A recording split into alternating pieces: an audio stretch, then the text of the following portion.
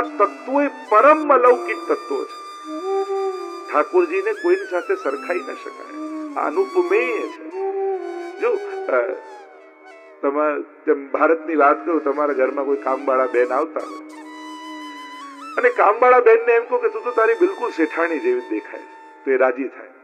પણ ક્યારેક શેઠાણીને એમ કહો કે તું તો બિલકુલ તારા ઘરના કામવાળા બેન જેવા લાગે, તો શેઠાણી નારાજ થઈ જાય કે? તો નીચા વર્ગને કોઈ નીચું યા કદરૂપું હોય ને સુંદર સાથે સરખાવો તો બરાબર છે, પણ સુંદર વ્યક્તિને કદરૂપા સાથે સરખાવો તેનું અપમાન કહેવાય. એમ ઠાકોરજી, મહાપ્રભુજી, ગુસાઈજી, એમની સમસ્ત લીલા સામગ્રીઓ એવી પરમ અલૌકિક છે કે એને કોઈ પણ લૌકિક તત્વ સાથે સરખાવી. ઘણી વાર આપણી આદત શું હોય, ક્યાંય સરસ પર્વત દેખાય ને કહીએ કેવા ગિરિરાજજી જેવો પર્વત છે. અરે ગિરિરાજજી જેવું બીજું કોઈ હોય જ ના શકે.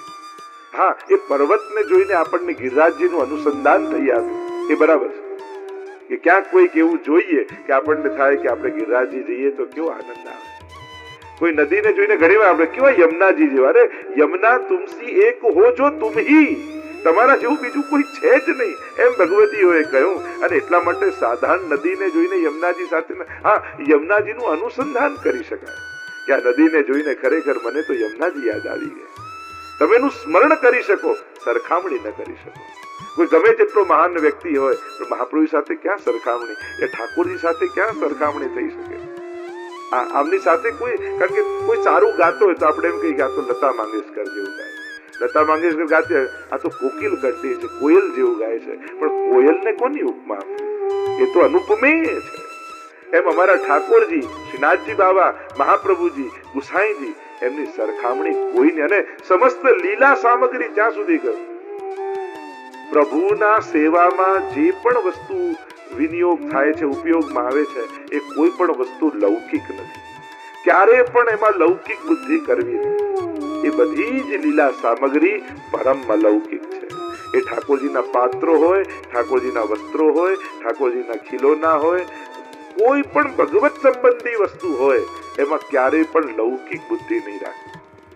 એમાં અલૌકિક ભાવ. આપણા હરિરાય મહાપ્રભુજી તો સહસ્ત્રી ભાવના બતાવી અને દરેક વસ્તુની ભાવના સમજાવી છે. અને ભાવાત્મક બુદ્ધિથી જ એ વસ્તુને જોવી. તમારે તમારી સેવાને જો અલૌકિક બનાવવી છે તો સેવામાં વપરાતી દરેક વસ્તુમાં અલૌકિક ભાવ સિદ્ધ કરતા શીખો. અને એ સિદ્ધ કરશો જેનાથી મન અલૌકિક થશે. અને અલૌકિક મનથી જયારે પ્રભુના નિહારશો ને તો અલૌકિક એવા પ્રભુની ઝાંખી થશે. જયારે મન અલૌકિક થશે ભાવનાઓથી, ત્યારે ભાવના સિદ્ધ થશે. તો ભાવો ભાવને, આ ભાવથી ભાવના સિદ્ધ થશે અને ભાવાત્મક પ્રભુની પ્રાપ્તિ થશે. એમ અહીંયા હરિરાય મહાપ્રભુજીએ સમજાવ્યું.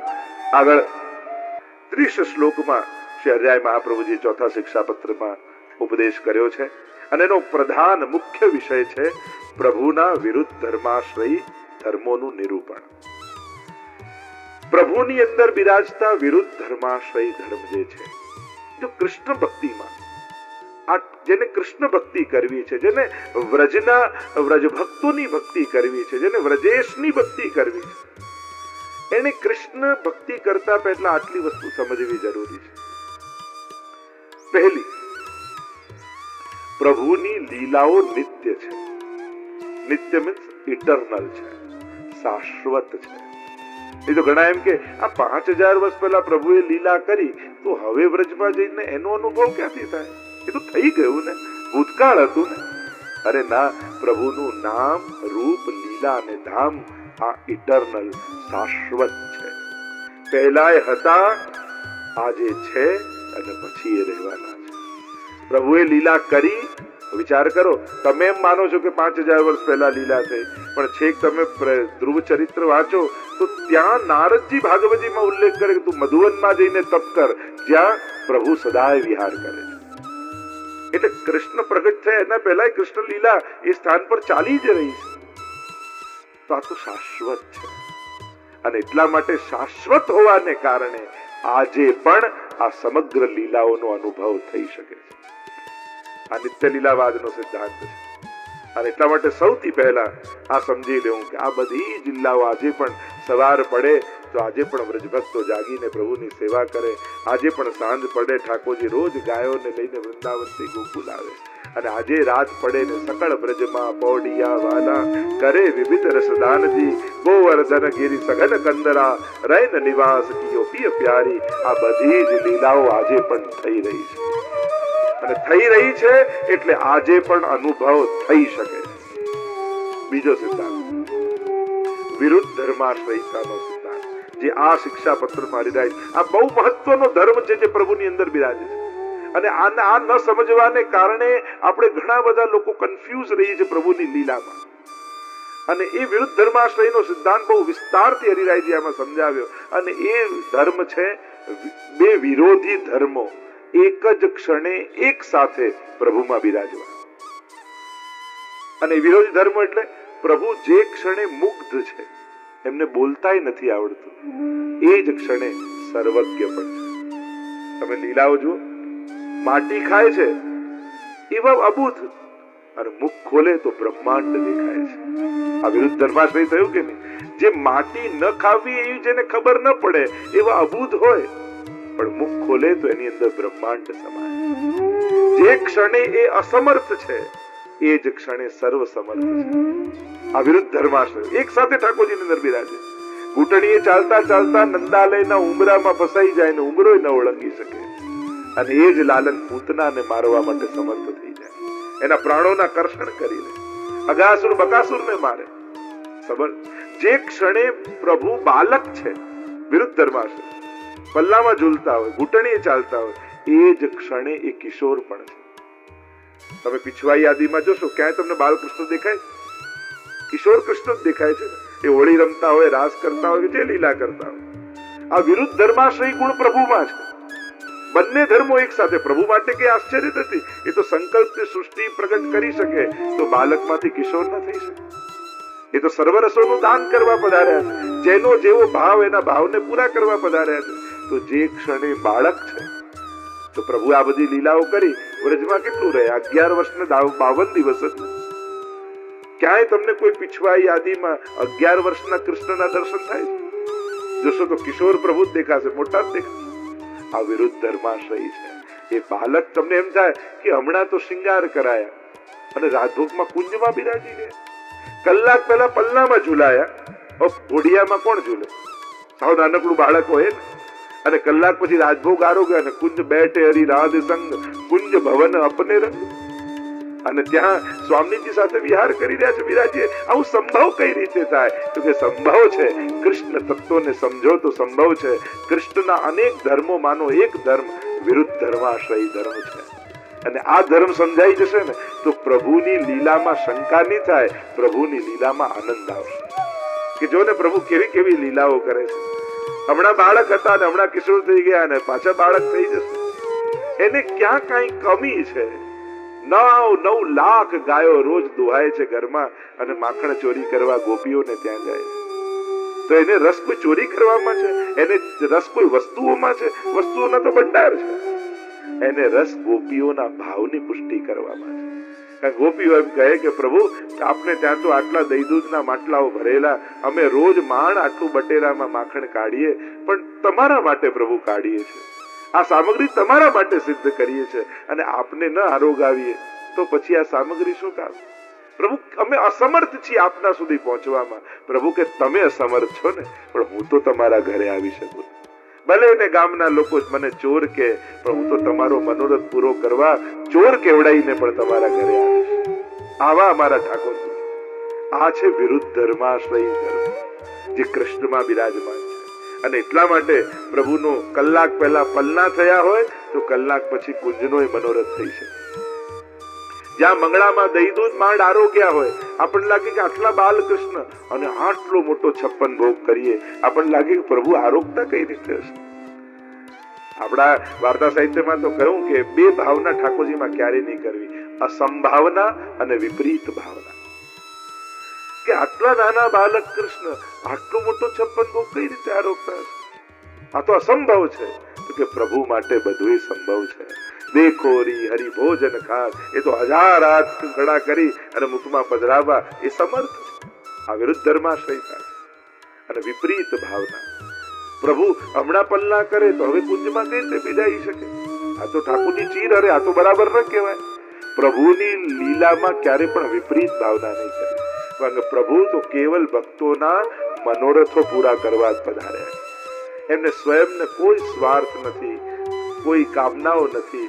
એ તો અકામ છે, છતાંય ભક્તોના મનોરથો પૂરા કરવા એ પોતાની અંદર કામનાઓને ધારણ કરે છે. અને એટલા માટે આ વિરુદ્ધ ધર્માશ્રયનો અને ત્રીજો સિદ્ધાંત કૃષ્ણ ભક્તિ કરનારે સમજવો કે સર્વ ભાવેન ભજનીયો વ્રજાધિપઃ.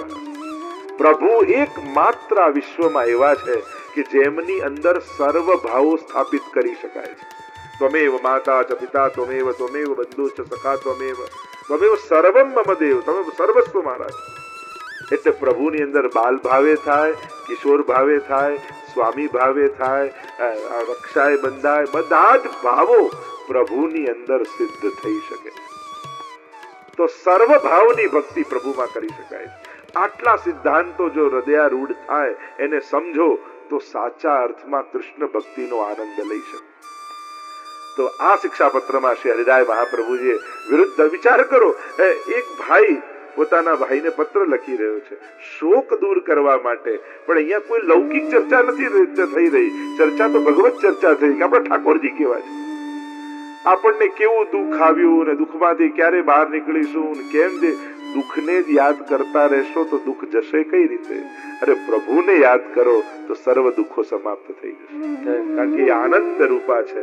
કોઈ અક્ષરને તમે ઘૂંટતા જાઓ કે મારે આ અક્ષરને મટાડી દેવો છે ને એને જ ઘૂંટ્યા કરો તો અક્ષર મટે નહીં, વધારે ઘાટો થાય.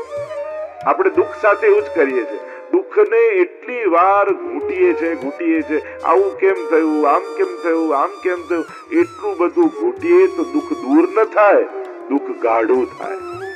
અને આપણે બધા દુઃખને વધારે ઘાટું કરીએ, એને ઘૂંટી પડ્યું હોય 10 વર્ષ પહેલા દુઃખ એને 10 વર્ષથી યાદ કર્યા કરે. એટલે દુઃખ તો ક્યારનું જતું રહ્યું, પણ આપણે દુઃખી થવાનું છોડ્યું નહીં. આપણો સ્વભાવ છે. હવે એ વ્યક્તિ નથી, એ વ્યવસ્થા નથી, એ સંજોગો નથી, કાંઈ નથી, પણ એ સ્મૃતિમાં એને ઘૂંટીને આપણે દુઃખી થતા રહીએ. આપણો સ્વભાવ છે. દુઃખ દૂર કરવાનો એક જ ઉપાય છે પ્રપંચ વિસ્મૃતિ પૂર્વક ભગવદ આસક્તિ નિરોધ. પ્રભુમાં એવો પ્રેમ પ્રગટાવો કે સંસારના સુખ દુઃખ બંને ભૂલી જવાય, તો જ આનંદનો ઉદય થાય. તો આ ધર્મોની ચર્ચા આ પત્રમાં છે. તો અહીંયા પ્રભુના 2 પ્રકારના ધર્મોની ચર્ચા કરી, બહિરંગ ધર્મ અને અંતરંગ ધર્મ. બહિરંગ ધર્મ 5 બતાવ્યા. સાર તમને આ શિક્ષાપત્રનો કહું છું. 5 બહિરંગ ધર્મો પ્રભુમાં બિરાજમાન છે. પહેલો બહિરંગ ધર્મ છે કર્તૃત્વ. આ જે કાંઈ પણ થઈ રહ્યું છે એનો કરનારો પરમાત્મા છે. બીજું સર્વરૂપત્વ. જેટલા રૂપ નામ વિભેદેન જગત ક્રીડતી યોયત. આ જે કાંઈ દુનિયામાં રૂપ દેખાય છે એ બધા પરમાત્માના ધરેલા રૂપો છે. તત્વ રૂપે જ પરમાત્મા રૂપ નામ વિભેદેન જગત ક્રીડતી યોયત, એ જ ક્રીડા કરી રહ્યો છે. ત્રીજું કહ્યું સર્વધારત્વ. આ બધાનો આધાર ધારણ કરનારા પરમાત્મા છે. પ્રભુએ જ આ બધું ધારણ કરી રાખ્યું છે, નહીં તો સંભવ નથી. ચોથું ધર્મ કયો ન્યાયત્વ. પ્રભુ સર્વને ન્યાય કરનારા છે. અને પાંચમું કહ્યું વિરુદ્ધ ધર્માશ્રયત્વ. આ વિરુદ્ધ ધર્માશ્રયતા પ્રભુની અંદર બિરાજમાન છે. અને એટલા માટે પ્રભુની વિપરીત લીલા દેખાય તે વિપરીતતાનો આનંદ લેવો, એનાથી દુઃખી ન થઈ જવાય. કોઈ બહુ ફેમસ હીરો હોય, એ ક્યારેક વિલનનો રોલ કરે ને તો લોકો ખાસ પિક્ચર જોવા જાય કે આ વખતે તો બહુ નેગેટિવ રોલ કર્યો છે, આ તો જોવું જ પડશે, લોકોને આકર્ષણ થાય. એમ અમારા ઠાકોરજી પણ ઘણીવાર વિપરીત લીલા કરે ને તો ભક્ત માટે તો આકર્ષણનું કારણ બને. અરે જોઈએ તો ખરા પ્રભુ આવું કઈ રીતે કરતા હશે. પ્રભુની તો આનંદસ્ય હરે લીલા, એ તો આનંદ રૂપ લીલા કરનારો છે. એ જે કાંઈ પણ કરે છે આનંદ આપે. કોઈ ગમે તેટલો સારો રોલ કરે તો એ ભલે વિલનનો એટલો બધો સારો રોલ કર્યો તો લોકો એને એવોર્ડ આપે કે આણે તો બહુ સારો રોલ કર્યો. અરે આ તો ખરાબ કામ કર્યું આને. અરે ખરાબ કામ નથી કર્યું, ખરાબ વ્યક્તિનો રોલ કર્યો છે, એક્ટિંગ કરી છે. આ તો લીલા છે. નટ નાટ્ય ધરો યથા. કુંતાજી કહે કે આપ તો એવા નાટક કરનારા છો કે અમારા જેવા અબુધ લોકો મૂંઝવણમાં ફસાઈ જાય કે પ્રભુ આમ કેમ કરે. પણ જે તથૈવ તસ્ય લીલેતી મત્વા ચિંતામૃતમ તજેત. મહાપ્રભુજીએ મંત્ર આપ્યો કે આ બધી જ એની લીલા છે અને લીલા તરીકે આનંદ માણો. આમ વિરુદ્ધ ધર્મ, અંતરંગ બે ધર્મો આપ્યા, ઐશ્વર્ય અને માધુર્ય. આ પ્રભુના બે અંતરંગ ધર્મો, 5 બહિરંગ ધર્મોની વાત કરી અને બે અંતરંગ ધર્મોની વાત કરી. અને આમ સુંદર રીતે ઠાકોરજીના આ ધર્મોને આપણા હરિરાય મહાપ્રભુજીએ સમજાવ્યા. વિરુદ્ધ ધર્માશ્રયને ખૂબ અદ્ભુત રીતે આ શિક્ષાપત્રમાં સમજાવ્યું. સંક્ષિપ્તમાં જો તમને પરિચય કરાવું તો અહીંયા લગભગ 12, 13, 14, 15 આ શ્લોકોમાં 12 પ્રકારના વિરુદ્ધ ધર્માશ્રયની વાત હરિરાય મહાપ્રભુજી કરી રહ્યા છે. પ્રભુમાં બે વિરોધી ધર્મો કઈ રીતે બિરાજે છે તો કહ્યું કે પ્રભુ સાપેક્ષ છે અને નિરપેક્ષ પણ છે. પ્રભુ ચતુર છે અને મહામુગ્ધ પણ છે. એ પરમ ચતુર છે. સ્વયં આવે છે નંદ બાબા પાસે ને કેવા કર્મના સિંધા કર્મણા જાય તે જંતુ કર્મણૈવ વિલીયતે સુખમ દુઃખમ ભયમ ક્ષેમમ કર્મણૈવ અભિપદ્યતે. એક તો જ્ઞાનનો ઉપદેશ આપે, એવા મુક્ત કે એકવાર છાનામાના મણિ કોઠામાં ઠાકોરજી પ્રવેશ કરે. ઘણા બધા માખણના માટલા પડ્યા હતા અને ચારે બાજુ થાંભલાઓ મણીઓથી જડેલા. માટલામાં હાથ તો નાખ્યો, પણ જ્યાં થાંભલામાં દ્રષ્ટિ કરી તો મણીમાં ભગવાનને પોતાનું પ્રતિબિંબ દેખાય. અને પ્રભુ ડરી ગયા, એવા મુક્ત. અરે આ કોઈ ગજનું બાળક અંદર ઘૂસી ગયું છે ને એને મને માખણ ચોરતા જોઈ લીધું. તુરંત પહોંચી ગયા નજીક અને માખણ લીધું હાથમાં. જો મૈયાને કહેતો નહીં, થોડું માખણું તને આપું છું. અને માખણ લઈને પોતાના પ્રતિબિંબને ચોંટાડવા લાગે, એને ખવડાવવા લાગે. આવા મુક્ત છે. અને એ જ પ્રભુ પરમ ચતુર પણ છે. મોટા મોટા ઋષિઓને આનંદ આપનારા પરમાત્મા છે. સર્વજ્ઞ છે અને અજ્ઞ પણ છે. એક બાજુ જોવા જાવ તો પ્રભુ બધું જાણે અને એક બાજુ જોવા જાવ તો ઠાકોરજી કશું જાણતા નથી.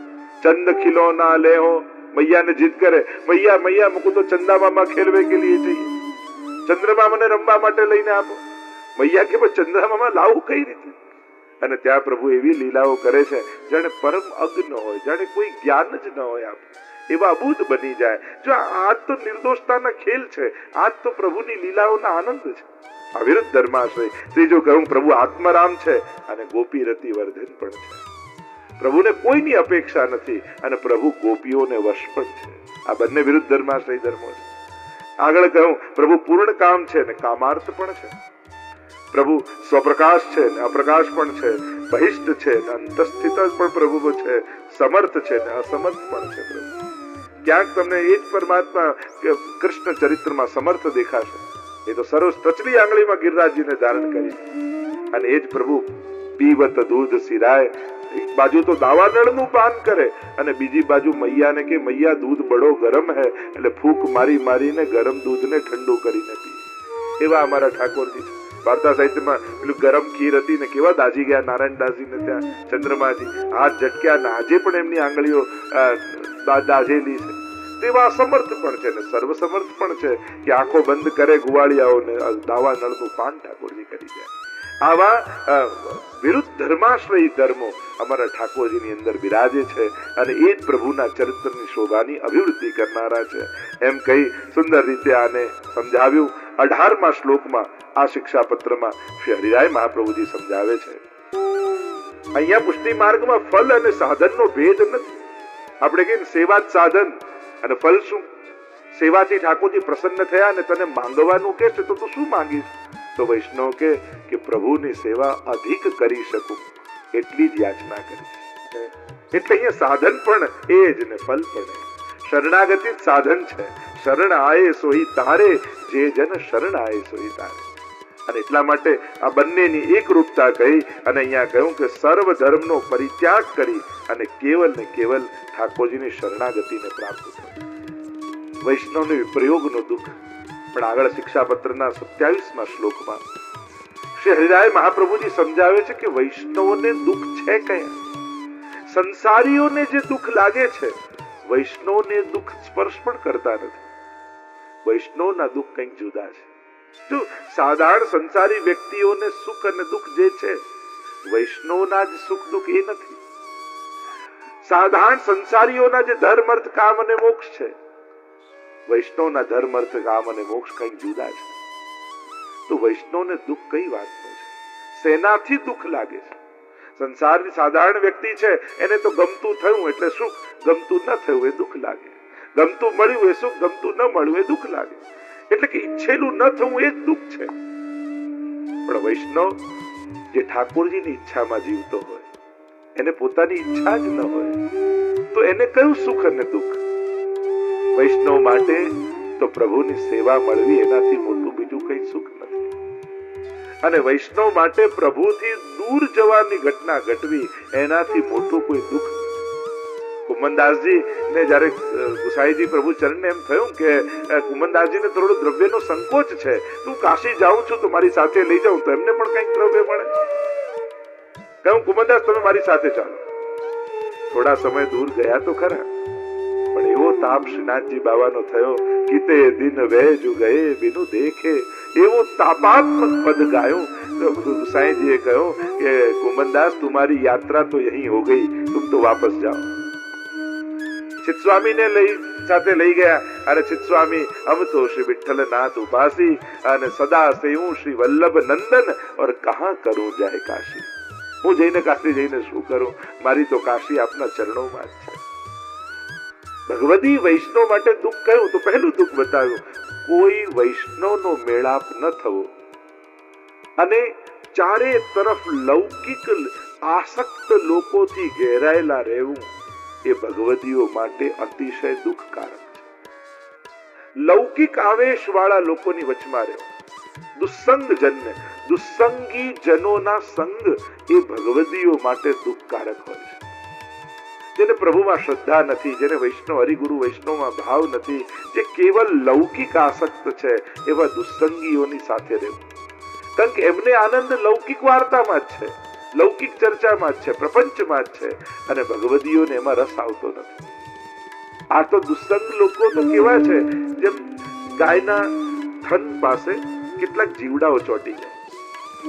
હવે એક થનમાંથી દૂધ આવતું હોય, પણ એ દૂધમાં રસ ન હોય, એમને તો ગાયનું લોહી પીવામાં રસ.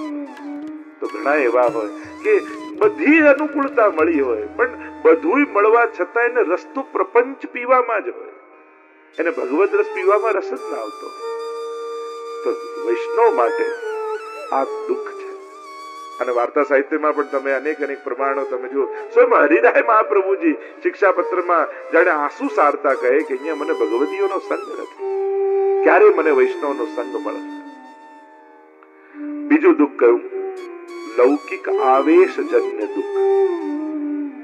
ચિત્તમાં લૌકિક આવેશ પ્રબળ થવો એ પણ ભગવદી માટે દુઃખકારક છે. આજે આખો દિવસ સાંસારિક કાર્યોમાં એટલા વ્યસ્ત રહ્યા, થયું સાંસારિક દ્રષ્ટિ બધું જ સારું, પણ ભગવદી હોય ને એને સૂતી વખતે રાતના તાપ થાય કે અરે આજે આખો દિવસ લૌકિકમાં જ ગયો. જો ને પ્રભુ ક્ષણવાર પણ યાદ ના આવ્યા. આજે ઉતાવળમાં ઠાકોરજીની સેવા પણ ઉતાવળમાં જગાડ્યા, પોડાડ્યા, ના કર્યું. લૌકિક કાર્ય કરવું હતું, એમાં પ્રભુની ઉતાવળ કરાવીને ઠરકો ભોગ ધર્યો અને સરખી રીતે પોડાવ્યા. એને તાપ થાય કે આજે આખો દિવસ મારું ચિત્ત લૌકિક આવેશમાં જ રહે. સ્વયં હનુમાનજીને પૂછ્યું કે તમને દુઃખ શેમાં લાગે? ત્યારે હનુમાનજી રામાયણમાં પણ બહુ સુંદર વાત કરતા કહ્યું,